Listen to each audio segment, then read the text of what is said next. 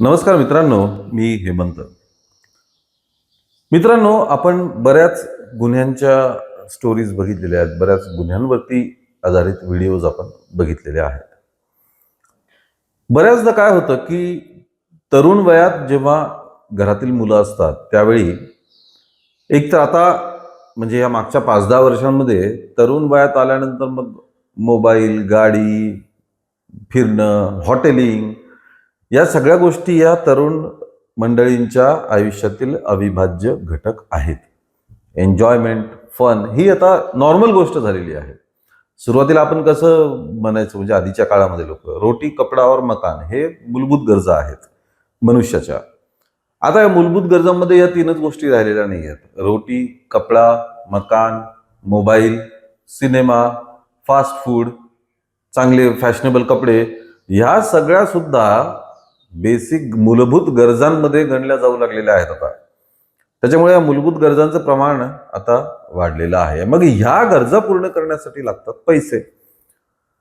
त्यात जर तरुण मंडळीच्या आयुष्यात एखादा जोडीदार असेल, गर्लफ्रेंड किंवा बॉयफ्रेंड असेल, तर मग हा खर्च डबल होऊ शकतो. मग या जोडप्याला एकांतात वेळ घालवायचा असतो, हॉटेलिंग असते, एकमेकांना गिफ्ट देणं आलं, त्यामुळे मग या दोघांच्याही खर्चात वाढ होते. आता मुळात जेव्हा मग याची पूर्तता होत नाही तेव्हा मग ही मंडळी नाराज होते, घरी कलह व्हायला लागतो, घरात वादविवाद व्हायला लागतात.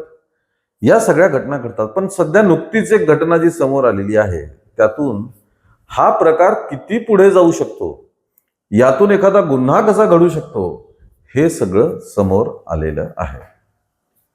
मित्रांनो, यश धानुका अग्रवाल नावाचा एक तरुण, 25 वर्षीय तरुण. यशचे वडील हे व्यावसायिक बिझनेस स्वतःचा. या बिझनेसमध्ये मग मोठी देवाणघेवाण वगैरे नेहमीच होत असे. यशची एक गर्लफ्रेंड होती, पबाली दत्ता नावाची.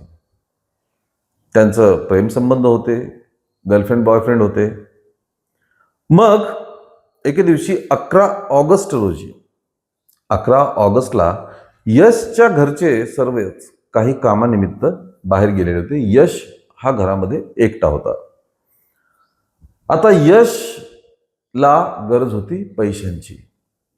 भरपूर पैसे त्याला हवे असतील. त्याची कारणं जी आहेत ती नंतर त्याने सांगितली. हे कृत्य त्याच्याकडनं का घडलं हे सुद्धा त्याने नंतर सांगितलं. त्यामुळे शेवटपर्यंत हा व्हिडिओ बघा.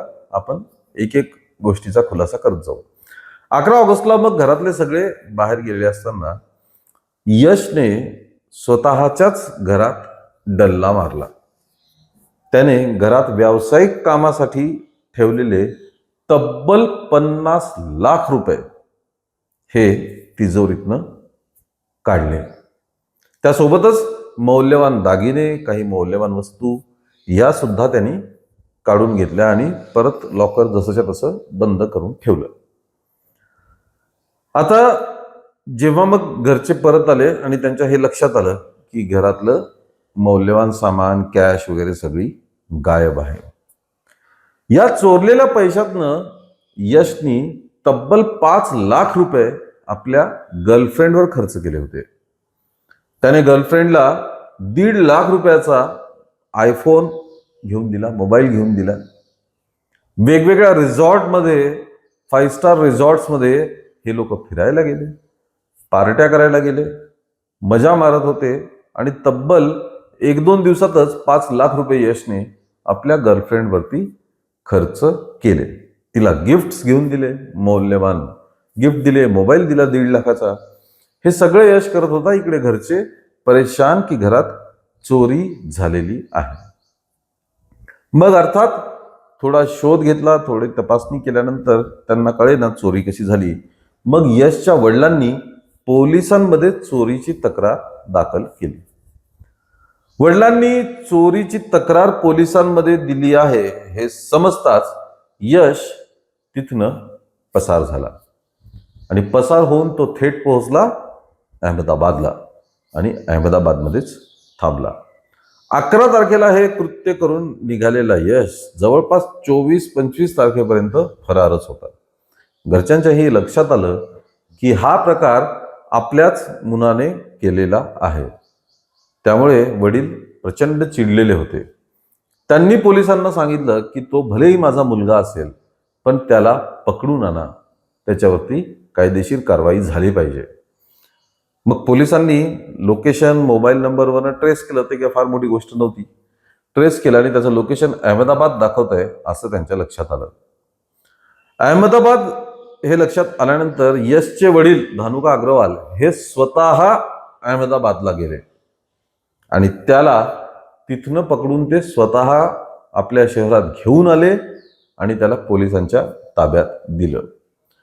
आता पोलिसांच्या ताब्यात दिल्यानंतर यशने अर्थात कबुली तर दिलीच की हो, मीच माझ्या घरात माझ्या वडिलांचे पैसे मीच चोरले. थोडे नाही तर 50 लाख रुपये चोरले आणि त्यातले पैसे मी माझ्या गर्लफ्रेंडवर खर्च केले. तिला मोबाईल घेऊन दिला. आम्ही हॉटेलमध्ये 5 स्टार्समध्ये फिरत होतो, रिसॉर्टमध्ये राहत होतो, मजा करत होतो, पार्ट्या करत होतो. ही सगळी कबुली त्याने दिली. त्याने पश्चातापही बोलून दाखवला की मला आता या केलेल्या कृत्याचा भयंकर पश्चाताप होत आहे म्हणून. पण चोरी का केली, कशामुळे केली याची कारणं त्यांनी वेगळीच सांगितली.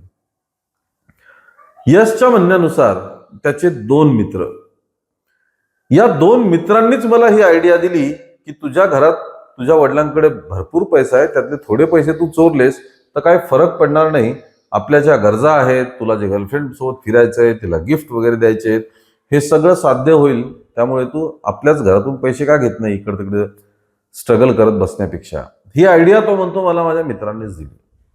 चोरीच्या दिवशी या मित्रांनी एक बाहेरचा चाबीवाला आणला आणि त्याच्याकडनं मला तिजोरी उघडून दिली असंही यश सांगतो की त्यांनीच मला मदत केली तिजोरी उघडायला. त्यांनीच एक चाबीवाला आणला होता, त्याच्याकडनंच आम्ही तिजोरी उघडून घेतली आणि मग मी पैसे चोरले किंवा पैसे मी घेऊन गेलो. यशचा एक मित्र जितू सोमानी हा सुद्धा या गुन्ह्यात सामील होता असं यशचं म्हणणं आहे. त्यासोबतच रोहित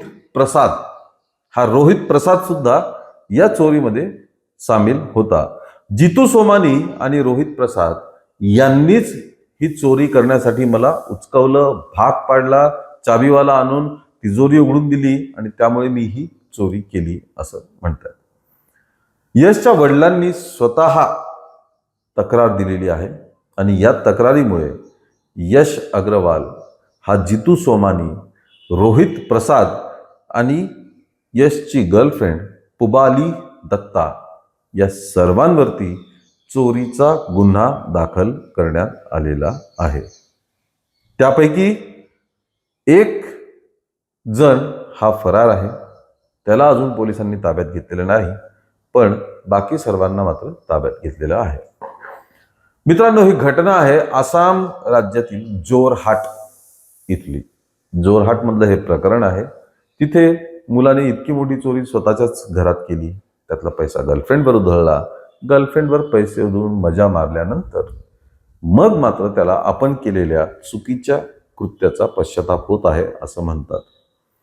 पण मित्रांनो, हे भौतिक सुख, हे भौतिक सुविधा, ह्याच्यात किती पैसा खर्च करायचा, क्षमता ज्यांची असते ते तर करतातच आणि ह्या चुकीचं आहे असंही अजिबात आमचं म्हणणं नाही. पण आपल्या गरजा ह्या इतक्या वाढवून आपण ठेवतो की मग त्या पूर्ण करण्यासाठी अशा कुठल्या तरी चुकीचा मार्ग आपल्याला निवडावा लागतो. हेच या प्रकरणात सिद्ध होत आहे. त्यामुळे मित्रांनो, अशा प्रवृत्तींपासून आपल्या घरातील तरुणांना, मुलांना, आपल्या लहान भावंडांना या सर्वांना परावृत्त करणं हे अत्यंत गरजेचं आहे. आज स्वतःच्या घरात चोरी केली, उद्या बाहेर करतील, परवा काहीही करू शकतात आणि हळूहळू ही वृत्ती वाढत मग गुन्हेगार बनवू शकते या तरुण मंडळींना.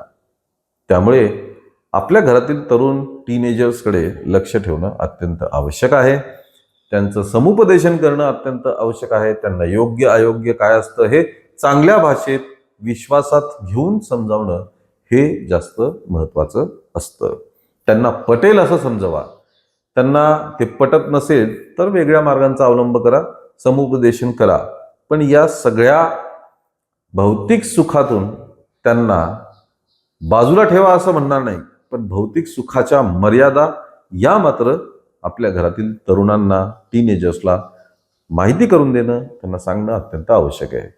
तुम्हाला काय वाटतं याबद्दल हे कमेंटमध्ये नक्की कळवा. या व्हिडिओला लाईक आणि शेअर करा आणि आमच्या चॅनलला ताबडतोब सबस्क्राईब करा. धन्यवाद.